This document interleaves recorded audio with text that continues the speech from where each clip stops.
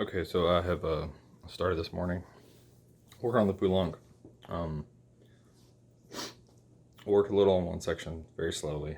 Um, Something I've said before is that I tend to not warm up, and I think a lot of people can waste a lot of time warming up, especially at kind of a mid-level, because you spend a lot of time, running scales that you actually know how to play, things like that. And I like to jump in um, on the thing that needs the most work, which it's Poulenc right now, or at least I have prioritized Poulenc because I've looked at it the least.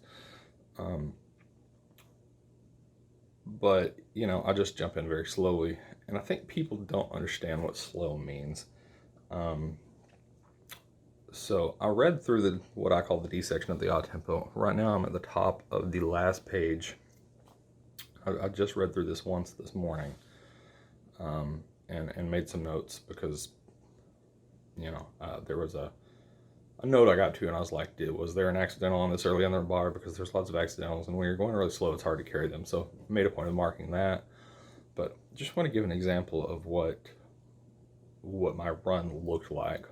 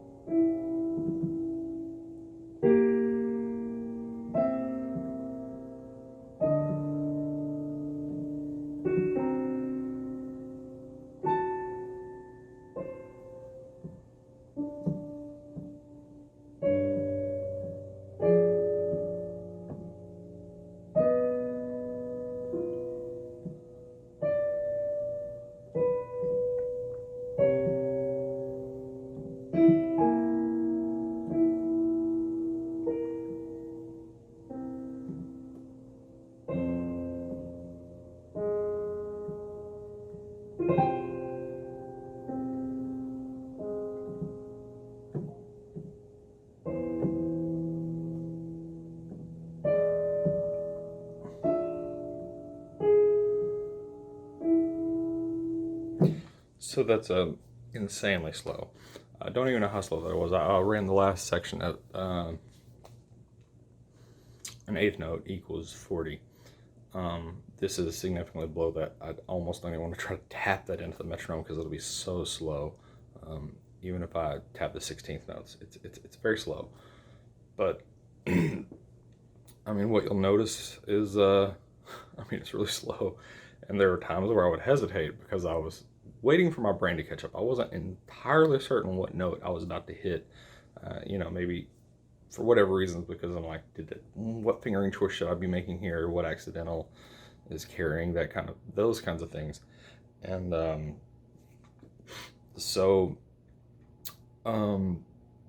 it's that sort of variable tempo thing, or really me just making sure that I'm not playing the wrong thing. Um,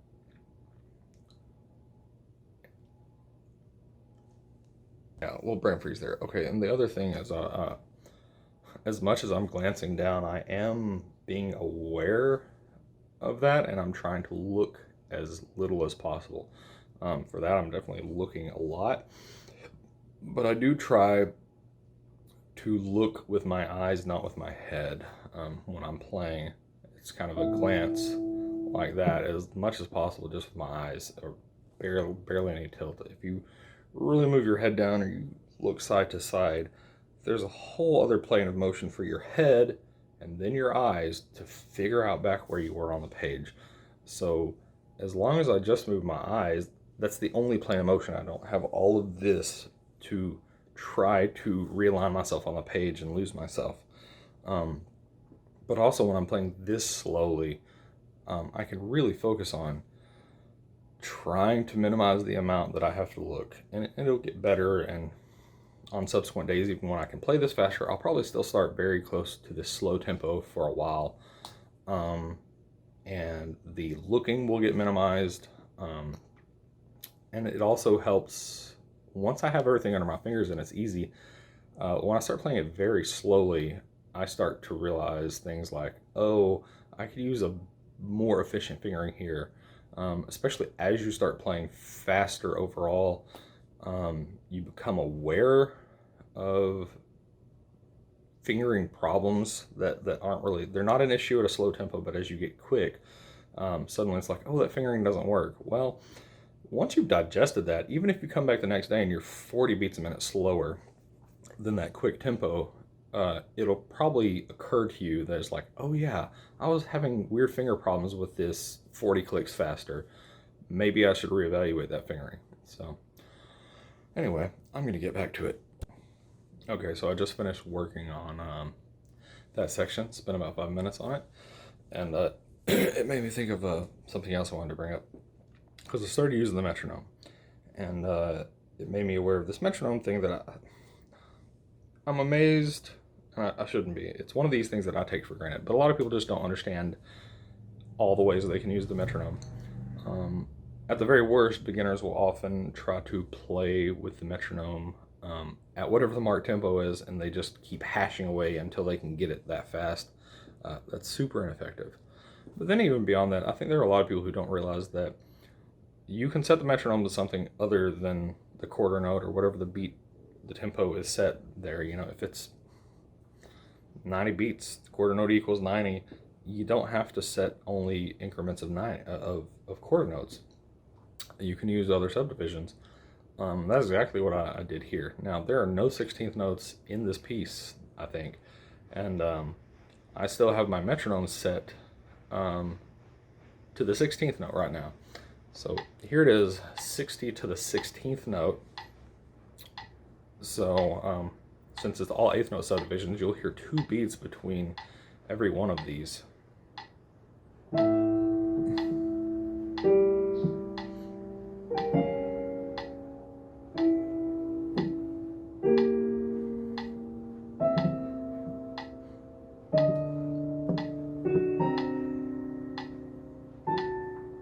Now, I worked a little faster than this earlier. I got it a little faster.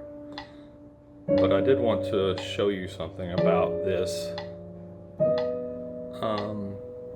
Because you'll inevitably hit spots that you can play much faster than this, you're ahead of. You don't have to be stuck doing this tempo if your brain's way ahead of it. So like this bar in particular,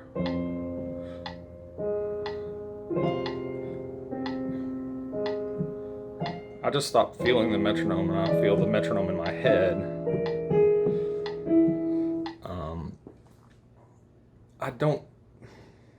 I suspect that's more of an advanced thing, and you need to be able to do that and let the metronome continue beating the background. You know, I've seen a lot of beginners who they can just completely ignore the metronome entirely. But I think for people who actually know how to use the metronome decently, it is hard to let it continue beating in the background and then let your internal tempo take over so that you can crank the dial up just a little bit. But that saves you from wasting a lot of time. If there's a portion of what you're working on, if you're working on a phrase and there are bars in that phrase that are way easier for you than what the metronome's set at, you don't need to just slog through that. Go ahead, make a good pass at it, but do learn to regulate internally and shift the tempo up for that bar and then come back down and drift back down to the metronome tempo. And then, you know, another thing I was going to mention is that I did get the metronome up to, I think 90, and I just started getting that subtle panic in my head that like, oh, I'm not quite on top of the beat. Like my brain is not processing quite as fast as the metronome's going. And so I backed it back down to 80 and it was fine. Sometimes pushing just a little past where you can go for a very short while can sort of jumpstart your brain and make you get out of that complacent mode. But don't spend a lot of time there. But I jumped back down to a lower tempo and continued having good repetitions at it. And usually with something like this, as I go toward the end of my little 5-minute session, I'll crank it down even lower, often back to my starting tempo, and make a very good, clean, fully controlled run, more or less like I just played for you at basically where I started that session at, and it's a lot easier. So anyway, I'm going to carry on. So as I was running through more of the Poulenc this morning, a couple of specific things came to mind about practice never be ashamed to mark an accidental, even if it's really dumb. There are times that I missed something and literally, the note could be the same twice in a row. There could be a C sharp and the next one's not marked C sharp and I just miss it. So what? Mark it, and move on. Don't feel ashamed. It's like, yeah, that's a dumb thing to miss because you didn't carry it literally, half a beat. Mark it anyway, and don't waste the time missing it again. If you missed it once, you might miss it again. Also, if you're working a section and you're working it with a metronome like I do, and you've notated where you left off or what you got to last time. One of the sections I was working on, I started below that tempo, what I had marked from the last time, which is what I recommend. And I was working up, and I got back to that tempo. My timer hit around 5 minutes, and I just said, well, that's it is what it is, because sometimes I got to that tempo maybe more sloppily than I would have liked to, and I definitely felt more control this time, even if I didn't end up going any quicker. It doesn't mean I didn't make progress. You don't have to make numerical progress to make progress, so progress was still made. And then also, just right fingerings.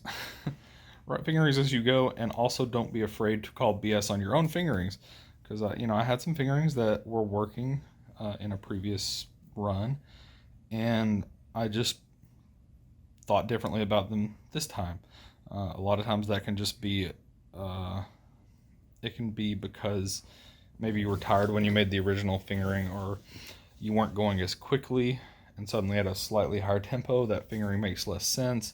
Whatever it is, just be willing to change your fingerings. I think a lot of people, especially people who are very focused on a muscle memory approach, they make a fingering choice and then they stick to it, and they're gonna make it work no matter what, and they'll just keep hammering at it, because for a lot of those people it would be almost too difficult to change the fingering, because it would change their muscle memory. A lot of times, talk about a problem with that is that if you make one mistake, if you're relying on muscle memory, if you make one mistake, it derails the train, because your entire process requires on where your finger came to and where it's going to, which is another reason I think those people really don't like the idea of changing a fingering once they pick it, because then it kind of changes everything around the spot. They might actually have to go look back at the sheet music again, which a lot of people don't do. They look at it, maybe a handful of times, and then they just stare at their hands. So be willing to change fingerings as you go frequently. So just a couple of thoughts I had as I continue to run through it. I think I've got a few more sections I haven't looked at today, and I'll probably go to the gym. Okay, so I just finished running through Canon ND. It took quite some time. It's just too long. It's, I think, 8 pages. And I don't know. It's going fine. Pretty much all of it's at about half tempo, which is roughly where it was yesterday, but much more comfortably.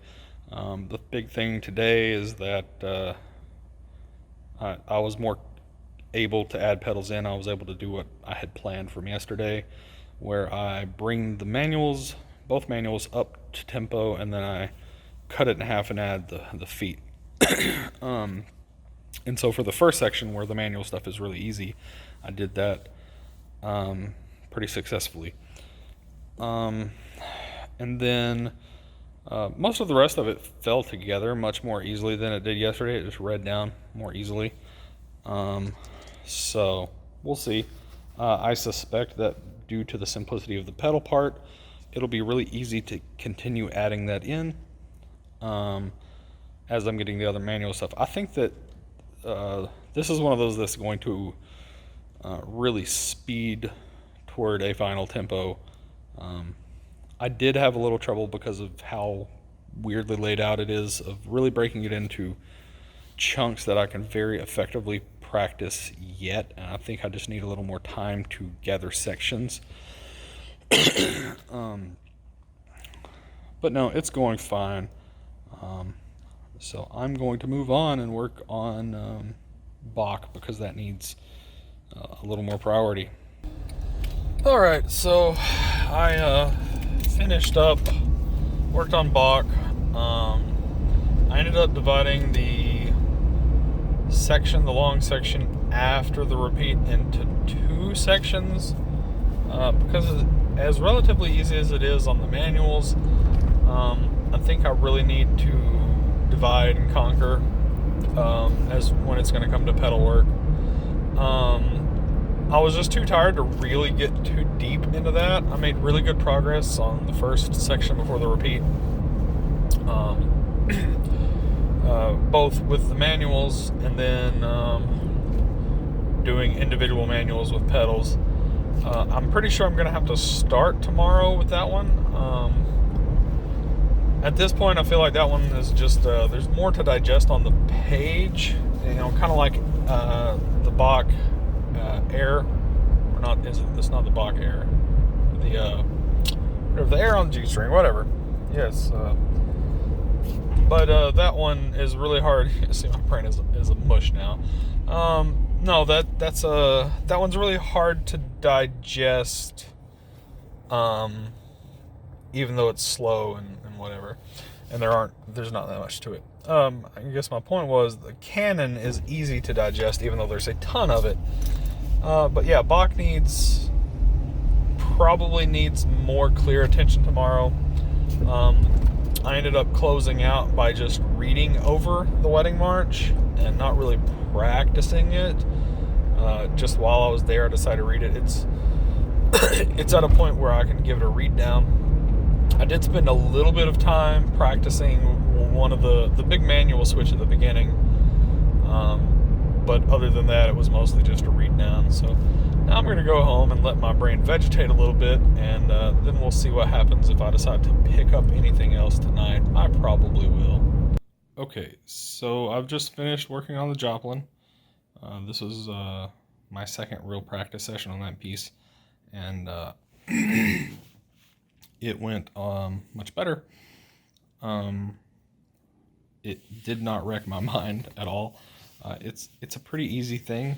It's kind of got that same thing as Canon does, lots of bars, but it's not super complex. So that went well. Spots that I was having trouble getting to a metronome tempo, I did get there. There was one that I didn't. The very last section, I don't quite have super comfortable at a consistent tempo yet. And the first section is much cleaner now, with the metronome. Anyway, overall, it's doing really, really well. I was going to say one thing that I had to avoid was I was very tempted to run through it after I was done. And that is one of those things that I would highly recommend against people doing. In psychology, you learn about the primacy and recency effect, and you tend to remember better, things that came first and things that came last. And I do try to apply that in practice. That my first run is very clean, either very controlled without the metronome, or if I'm doing well with the metronome, I'll set the tempo so low below where I left it off, that I know that first run is going to be super clean. And then I tend to leave it in a similar way where I have a very clean run at the end. The problem with doing a run through right after you've done focused section work is that you risk undoing that, because as it has sort of slipped your mind, and then you go try to add all those sections together, you're probably more likely to make mistakes, and then your most recent memory of working on that section is more likely to be a little sloppier than where you left it off after your focused practice session. So I would recommend against that, and it's a very hard thing to avoid, because it's like a lot of things that make inefficient practice. It feels good. You get that dopamine hit of, okay, now this all sounds like a song and I want to hear it in its entirety. And the thing is, where I'm at with the Joplin right now, it's not there. It's just not there. I don't have it at a tempo where I would gain any benefit from that. I don't gain any benefit from really trying to move from strain to strain and deal with the transitions. It's, I'm just not there yet. where there might be an exception to that, as the cat tries to bop my phone to get attention. One place where there might be a benefit to that is if I'm not working on something at all in a given day, it might be worth doing one very clean, metronomeless run through of it rather than not hitting it at all, for the sake of spaced repetition. But no, I do try to avoid doing that after I've done a focused session. So anyway, I'm going to try to decide what I'm going to do next, but I think I need to take a break and just kind of take stock, because when I've got so much music and I'm not using my note card system to keep things on track, it's really hard to, you really just have to walk away and let your mind think through everything that you're working on and where it's at and what you've worked on most recently. That'll get better as each piece becomes a little less mind melting, and I'm able to run more pieces in a day and still get a lot of progress on them. And anyway, but for now, I'm going to take a little break and I'm going to pet this cat, and who knows what else.